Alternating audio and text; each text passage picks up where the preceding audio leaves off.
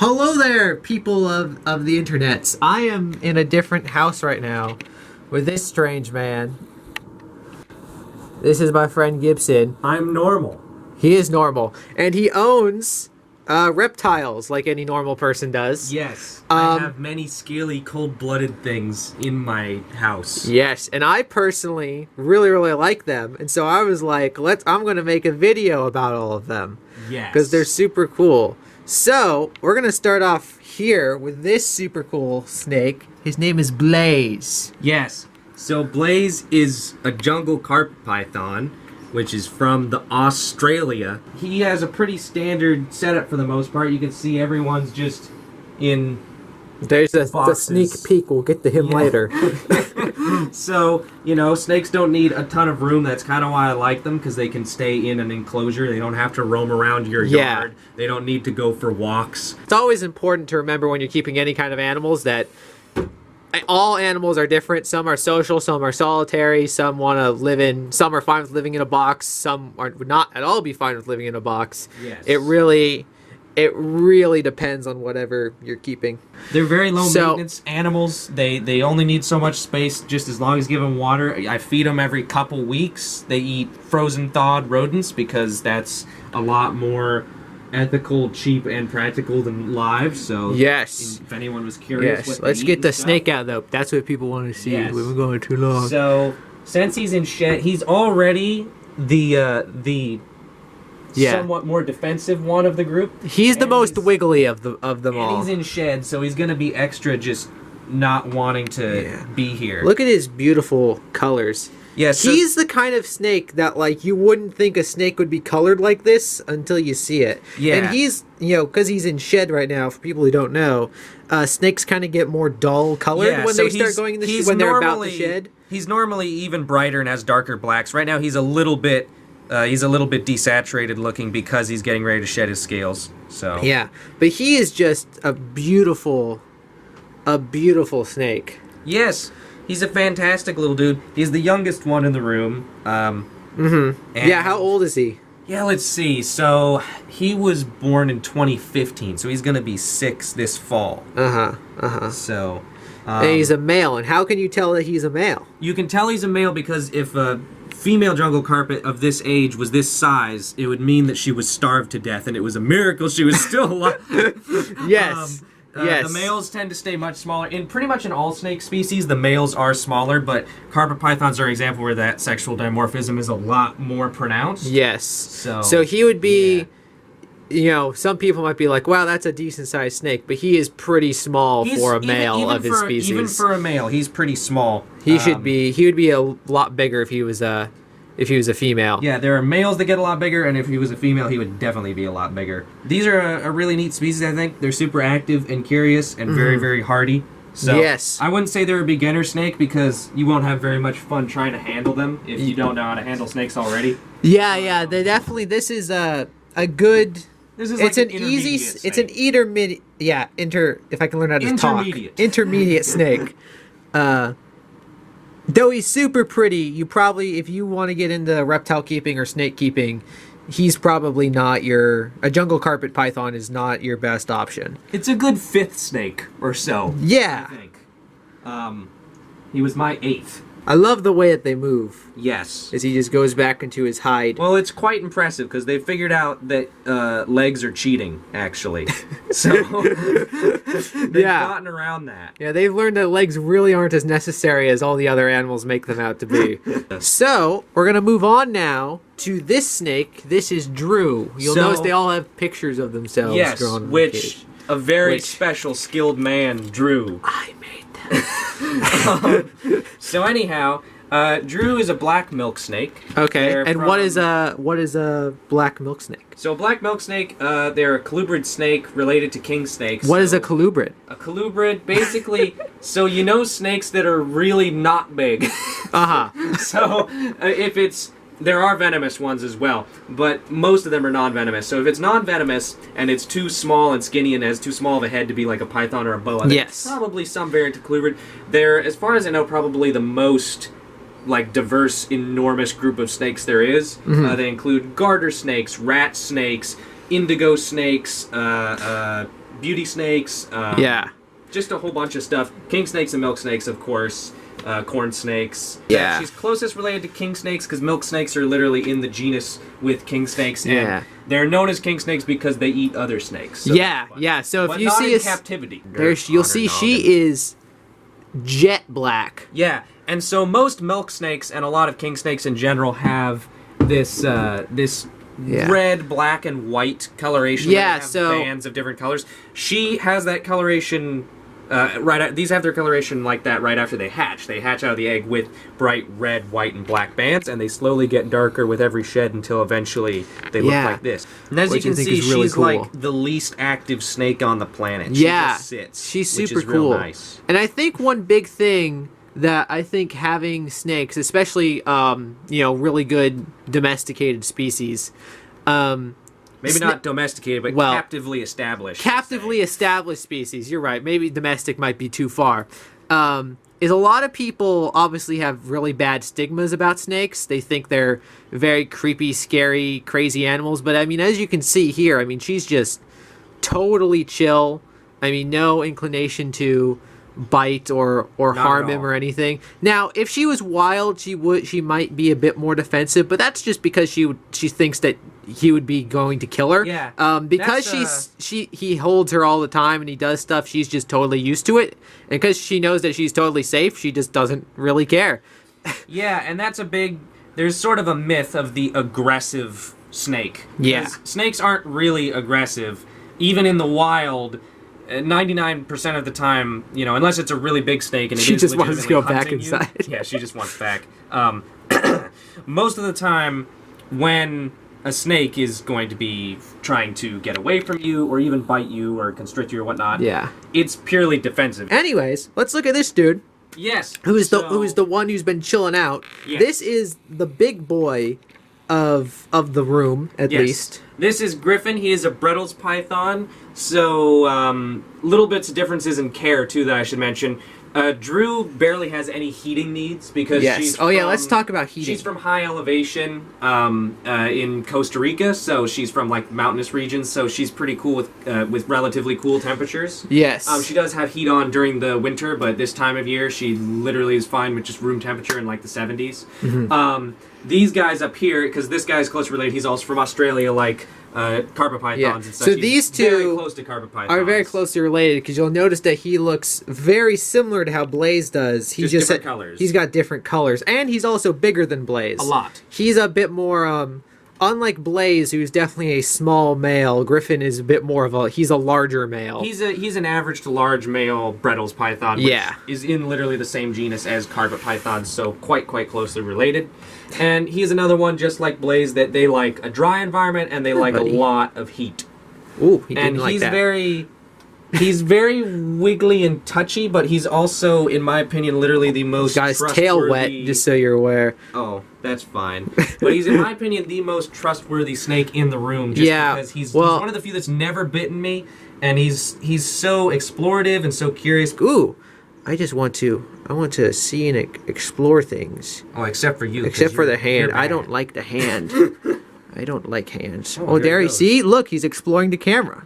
And these guys are... Like, what is up with that thing? Carpet pythons and Bredl's pythons are very equipped to be semi-arboreal to quite prominently arboreal species. So they're very good at climbing, and they can really telescope themselves where they can hold their head and neck out. Yeah, I mean, this dude can, like, stick his head just, like, 2.5 feet off with no support. Yeah, he can easily just extend out almost half of his body. A lot of them would probably fall or just not be very comfortable, but he's perfectly comfortable holding himself up just like this. Yeah, he's just like, oh, okay, we're doing this now. Yes. Because there's other snakes that you really need to be concerned about supporting their weight, and these ones obviously you should still be very supportive when handling. As I mentioned before, you can tell he's the biggest snake in the room. Gibson's like 5'6" or so, and you can see just how big longer than I am tall. Griffin is. Yeah, he's a very long boy. How would you feel about, if someone's a new snake owner someone who wants to get a snake but wants to get something that's pretty cool and impressive? What would you think about Bredl's python for them? I think it's great. because you get something that's a little bigger and a little more explorative and active, like a carpet python. Certainly bigger and more active than like a ball python, which we'll get to. They're like pet rocks. Yeah. And they're great beginner snakes. There's a reason you'll hear ball pythons recommended a lot. But I think this is a way cooler snake. And what's nice is most carpet pythons and just most things in that whole family are... There's like a car crash or something happening down the street. Anyhow, most things in that family are... If not at least a little defensive, might even get to like pretty difficult to handle levels. Like even Blaze is not that bad. There's some much meaner carpet pythons out there. Yeah. But Bredl's pythons are consistently much more easy to handle and much more docile. They're still active. They still like to explore and check things out. But I like that as long as they're also friendly. Yeah, about I mean, he definitely is. You can tell he's active, but quite honestly, by a lot of his motions, he seems very unconcerned that Gibson's even there. Yeah, he's totally just absolutely. like, I'm just doing my own thing, and this man's holding me. Hello. Whenever people ask me, like, what snake can I get that's hardy and easy to take care of, but that's not boring? Yeah, That's not a ball snake, python or a corn snake, which are the two. we'll get to here in a minute. This is one I always tell them about. I'm like, if you're okay with a little more size and something that's going to move a little more, then I just don't think you can go wrong with these. And care-wise as well, very similar to carp pythons, but even more hardy in my opinion, even less susceptible to like respiratory problems. You need a rocket launcher to kill them. And then he's latching on over there to his little PVC pipe. The most epic, most natural climbing feature ever. Yes. I'm a expert cage decor person. Yes. You will see lots of people have like vivariums for their reptiles and stuff. But I would like to get into that eventually, but right now I prioritize efficiency. next we're going to move on to, I think, my favorite because he's big and curious and he's just a really lots of personality snake. But this one I think is the prettiest of all of them. This is Oz, the Brazilian rainbow boa, and rainbow is in his name for a reason. So, rainbow boas are really cool. They're they're becoming a more and more popular snake. I'd say they're a really popular, like, intermediate to semi-advanced snake. Yeah. Kind of the opposite of this guy in terms of hardiness. As adults, they're perfectly hardy, and I mean, it's not like this is a super fragile snake or anything. They're established in captivity. They're really common, but they do take a little more work as babies. They can be vulnerable as babies because these guys need super high humidity. They are from Brazil and surrounding areas in South America, from the rainforest. But they're totally worth the extra humidity and extra care. Yes. Though he's not rainbow colored, you can see why he has that name with all of his rainbow shine. If we bring him up to the skylight, you should be able to see. They have tiny ridges on their scales that reflect light, so they're very iridescent. You can see blue, green, and even purple reflections and sheens over the scales. Oh, and he's upside down now. Yeah. Yeah, he's a super pretty snake. He's got gorgeous pattern on him too. Yes. He doesn't, and obviously with all that beautiful rainbow sheen that's really coming out. It doesn't really go too much into the red area, but definitely you get that purple and violet and green. You get all the cool colors going into violet, which I guess is kind of a warm color. Yeah. Which and is really cool. Well, there's his head. I like these guys have kind of a derpy body shape because they have really thick necks and really small heads. Yes. You might have heard that snakes can detect heat. Not all snakes can do that. Like, I don't think Drew can. No. But the pythons and the boas can. And the pit vipers. And pit vipers can. Nope, he just wants to go into your arm. Oh, there's his head. There it is. So that means that he can detect our heat sources. So like he can tell that we are warmer than the surrounding environments, which is kind of a cool superpower that he has. I think it's very neat. I think it's a neat sense that a lot of times as well you'll hear that snakes like see in thermal vision, and it's not sight. It really is a separate sense that we can't really comprehend. You know, obviously this one's also a male, so females can get bigger. Yeah, although he's pretty big for a male. Oh yeah. He is pretty big. I think he's around 6 feet. A lot of males will stay more around 4 or 5, but the females can get closer to 7. I know that I think you said one time that you sent pictures of him to the breeder that you got him from, and the breeder was very amazed that he's a male because he got so big. Yeah, he was very surprised. He asked about like his feeding regimen and stuff, and he was like, "No, that sounds normal. I guess he's just big." He's just big. So, but speaking of breeders, if you're going to end up getting a reptile, get them from a breeder, Yes. from captively raised snakes. This is a good couple ground rules for reptile keeping. Don't get wild caught ever. No, do not get wild don't caught. buy from pet stores, especially chain pet stores, but really any pet store. Yes, because basically wild caught snakes, this is a wild caught snake is a snake that was taken from its native environment. It's never been in captivity before. You know, and a lot of times they go through really awful conditions to get them to the place where you'd end up buying them.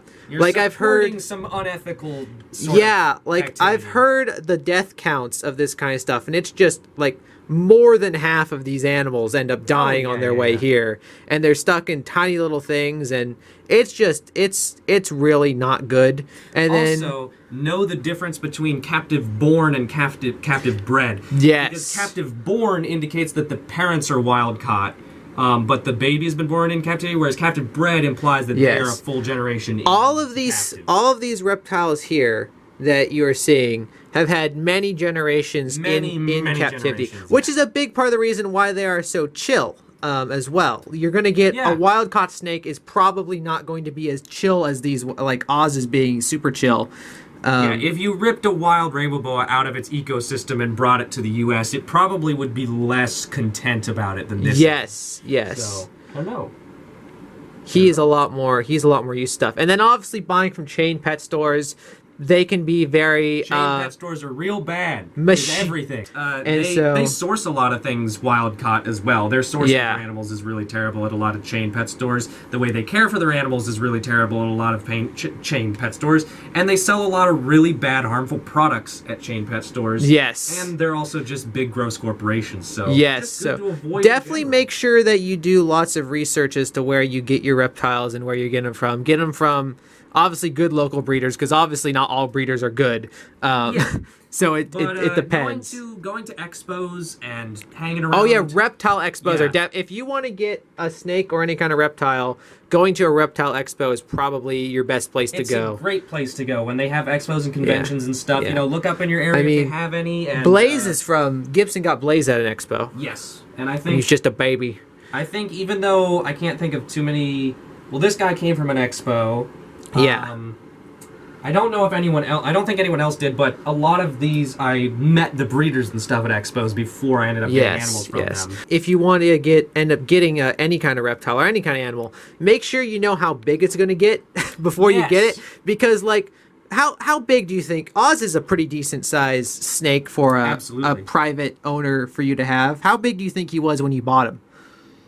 I think he was about this long or so, like probably about 1.5 feet long. Yeah. And probably about as thick as my thumb. Yeah, a lot smaller than he is now is kind of the point. The animals that are sold at pet stores are almost always babies. Yes. And so they can get significantly bigger as they grow up. So always be aware of how big they're going to get. So why do they like to spend their time inside of a hide? I think it's because they're fairly small, vulnerable animals. They're also ambush predators. Their predatory style and nature is to sit and wait for food to walk by. So I think they are most comfortable just chilling out in a small, cramped, safe Which I think is also something for people to keep in mind if you want to get a reptile, is you're probably not going to actually see it that often. Like whenever I come over to Gibson's house, Griffin is abnormal in the sense that he actually, like you saw when we first came here, he is often outside of his hide, but pretty much all of these guys spend a lot of their time in their hide, and you basically kind of never see them, except for when you go and grab them like we were doing right now. I think that's an important thing to keep in mind, is they're not necessarily super good display always out animals, if that makes sense. If you want a snake where you don't care about its personality because you're not going to handle it and you just want a display animal, get a green tree python, because they're not very fun to handle because they're mean. Yes, they're very defensive. they are very if you want to get a snake that's going to bite you all the time whenever you grab it, get a green tree python. But well, not to say they're all like that, and they are getting better as their captive. That is I don't true. want to keep the stereotype going entirely. However, they're still mostly just really good display animals though, because they will perch on their branch all day. And you'll be able to see them. We're going to move on now to the only non-snake that is in this room. We'll go see Penny here in a little bit. Yes. So this is actually your newest edition, correct? Yes. and it came from this strange man who looks just like you, who dropped her off. I wonder who that could be. Yeah, so Draco is actually used to be my leopard gecko that I had for a while. I'm going off to college soon, and my college won't really let me have a reptile for obvious reasons.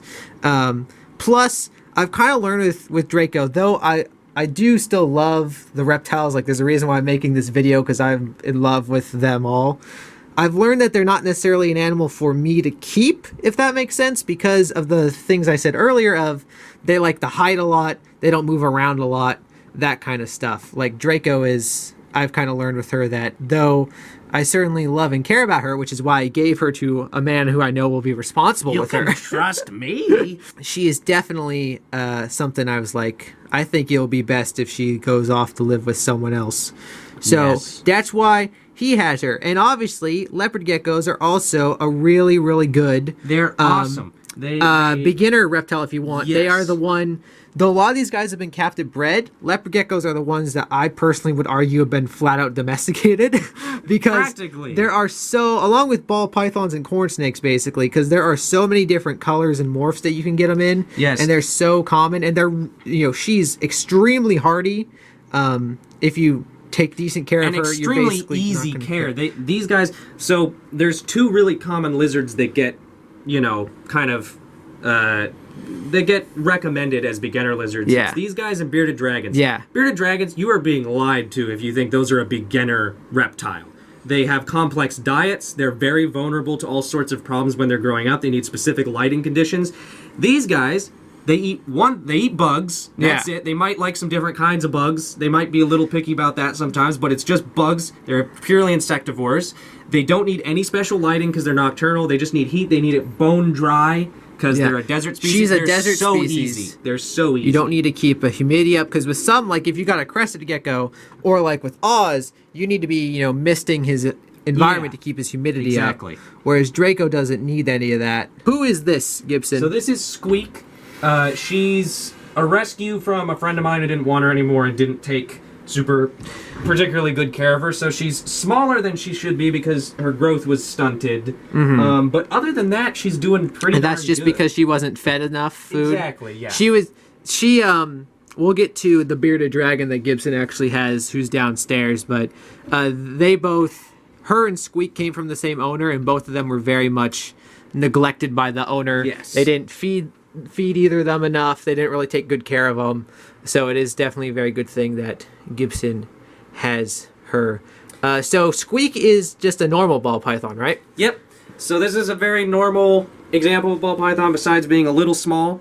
And these guys are a very, very common beginner reptile, beginner snake. And for good reason. They're easy to take care of. They need a little more humidity, but not too much. They like it fairly hot, but they're hardy. They're pretty simple to take care of. And the main reason I think they're such a popular beginner snake is because they're just so chill and so friendly. She's super chill. The reason they're called ball pythons is because their defense in nature, literally, instead of biting or running or anything, is to just curl up in a ball and hope for the best. So they're great to handle. The only reason I don't really recommend them as much is because they're low-key kind of boring. They don't do very much. You can see, I mean, she's actually being pretty active nice. right now, but I've held her before. She's pretty chill and stuff. Yeah. She is fasting right now, correct? Yeah, that's the other thing you have to keep in mind with these guys that freaks out a lot of new keepers. It's not really a difficulty, it's just something a lot of people aren't prepared for, is that ball pythons will stop eating for months at a time once they reach adulthood. For some reason, I don't think anyone really knows why they do. It's legitimately mysterious at the moment. But yeah, so she's been fasting. Her record is 9 months, and she's on about 6 or 7 right now. Yeah. So, yeah, and she doesn't even look different. They lose weight so slowly. It's kind of ridiculous. It's very interesting how and why they do that, because I think it's especially a ball python thing. Yeah. Like, honestly, I can't. Correct me if I'm wrong. I don't think none of your other snakes have ever fasted. No, I mean for brief periods, like all snakes will occasionally go, a couple more weeks or months than normal, but ball pythons take it to a very extreme level. She's a typical colored ball python, because that's the other thing with ball pythons is they have been bred into a multitude of different color and pattern. There are. So this is a normal one, but there are so many different morphs, and some of them look absolutely insane. There are millions of different. That might be a bit of an exaggeration, but there are probably thousands, honestly. Yeah. Lots of different colors and morphs. There's yellow ones, there's striped ones, spotted ones, all kinds of crazy colors. She's a wild type, so she looks normal. She's a normal one. But you can get all kinds of crazy looking ball pythons. I'd say the only other snake that rivals ball pythons in terms of sheer amount of color morphs and also in terms of popularity is the corn snake. Who we have 2 of. It's the only animal here that Gibson has 2 of the same species. Yes. So but they look very different, and I think these 2 are going to be a really good example of how different morphs can make snakes look really different. Yes, absolutely. So our first one here, this is Phoenix, and she's a female corn snake, and she is an amelanistic. Most amelanistics have essentially this pattern up here, which is sort of a white and orange checkerboard, you can see. Yes. But then it slowly transitions into just this like salmon pink, like more solid colored underside. Which is really I think weird is and pretty crazy. neat. And I haven't seen any others with those colors. Yeah.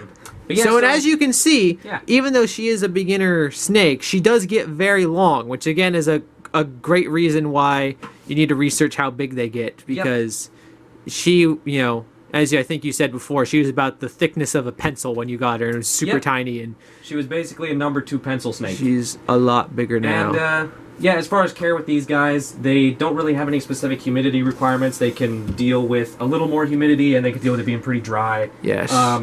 Generally, I like to keep it dry, and they need pretty moderate heat, and there's really nothing to them. Okay, so now this is the last snake in the room, not the last reptile. We still have one more to go over. Yes. But this is also the old man, the oldest reptile here. Yeah, because this is one of the few that I got as an adult as opposed to getting them as a baby. Yes. This is Lethal, who's a butter stripe corn snake.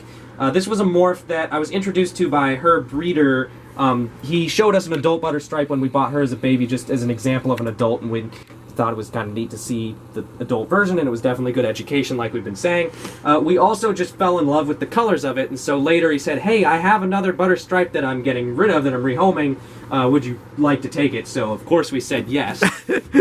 And these are a very good morph. They're a combination of 2 morphs. The butter morph essentially reduces their colors down to just yellow, and the stripe morph reduces their patterns just to 2 stripes, and he is kind of a unique one, I think partially because he's so old. He's become near patternless, so he's basically just solid yellow. Yeah, he doesn't really have that stripe that some of them have on the back. But he's like, what, 15 years old? Corn snakes can do, 15 to 20, maybe 25. Ball pythons are one of, if not the longest lived snakes in captivity. They've gotten up to like into their 40s. Yeah. And most of the bigger constrictors can get into their 30s. That is another thing to consider when you're getting any kind of snake, is a lot of them live pretty decent. Like, they're not like turtles, where a turtle is like even if Gibson got a turtle right now, he'd be putting it in as well. Exactly. Because they live forever. Or tortoises, at least. Oh, tortoises, Aquatic turtles don't live quite as long, but they can still live a while. But, they still live a pretty decent amount of time. Which, I mean, could be a good thing or a bad thing depending on your view, because on one side, you're going to have an animal that lives a lot longer than, say, your dog or cat would.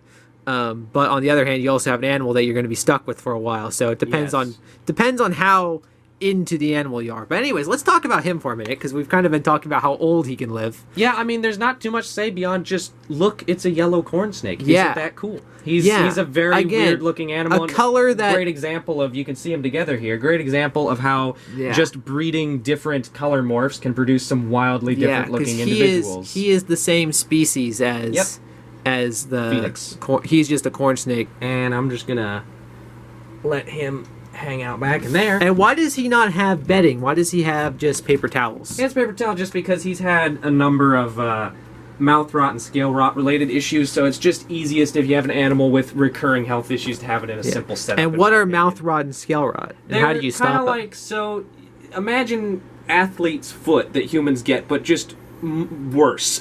So more dangerous, basically, if you let it get out of hand. Yeah. Although I suppose any sort of fungal thing could be bad if you let it get out of control, but yeah, scale rot usually comes from too high of humidity or from infections around wounds and stuff. Yeah. So we're gonna now go downstairs real quick to on the journey. the last reptile in the room. So I'll see you in a second. I found her. So she's very stealthy and very active. This is Penny, the bearded dragon, who is the last reptile in the house. Stay back. You're This right. is a highly dangerous predator. She is. She's we have to extremely be very dangerous. careful as we catch it. Oh no, she's almost gonna bite you. Look how snarly and aggressive she is. Oh no!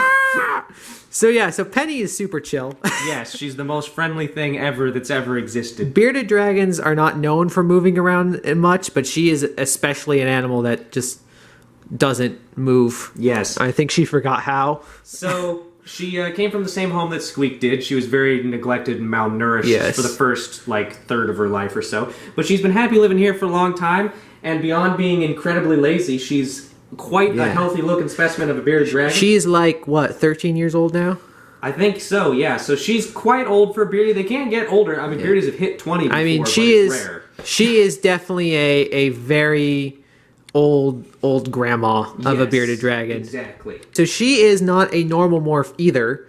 Yeah, she's a hypomelanistic, so she's a little lighter in color. Hypomelanistic basically means that she's not lacking all of the melanin, but just a certain portion It's of it. like albino, but they didn't fully commit. She is currently dealing with some health issues. We're currently applying antibiotics. We get to give her shots, which is super, super fun, obviously. Yeah, she definitely does not enjoy, but... Yeah, well, she doesn't. She's getting used to them. She didn't really react to the last couple. But well, she doesn't react to much. No, she doesn't. Basically, the vet figured out that she has some sort of built-up unreleased fluid and things from, like, some of her oviducts and things for her eggs. Which are just, that's just getting old situation. And also probably Animals, has something to do with the fact that she was compromised and not cared for Yes, so properly. you'll notice that they've been clipped right now, but she has these weird curly That's claws. the other health thing. What's that about? So for the most part, she's recovered really well. Beyond the current issues, she's recovered really well from her early days of poor care. But one thing that's happened is, so bearded dragons and any reptile that requires UVB lighting and proper lighting for proper growth can end up UVB with... is a type of light that you can get out. It's a type of light wave that you get out of the light. And so any animal that requires that, if that's not supplied to them correctly, if they're not fed correctly, if they don't get proper amounts of calcium and all sorts of other dietary things, they can end up with what's called metabolic bone disease, which is basically just their bones not growing and not forming right. So a very common manifestation of that in a lot of lizards is sort of curled over fingers, which you can see she kind of has, and her nails grow very curved and inward. She does not have it as extreme. Like you can find some images of some really poor reptiles that just look awful. And she has a teddy bear, which is essential to her health. She sleeps on the teddy bear. They put her in a towel, and it's great. It's amazing. They put her on the teddy bear.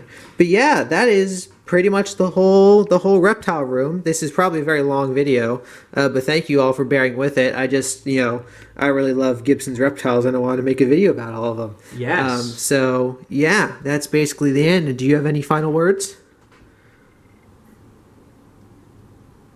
Bredl's pythons are good.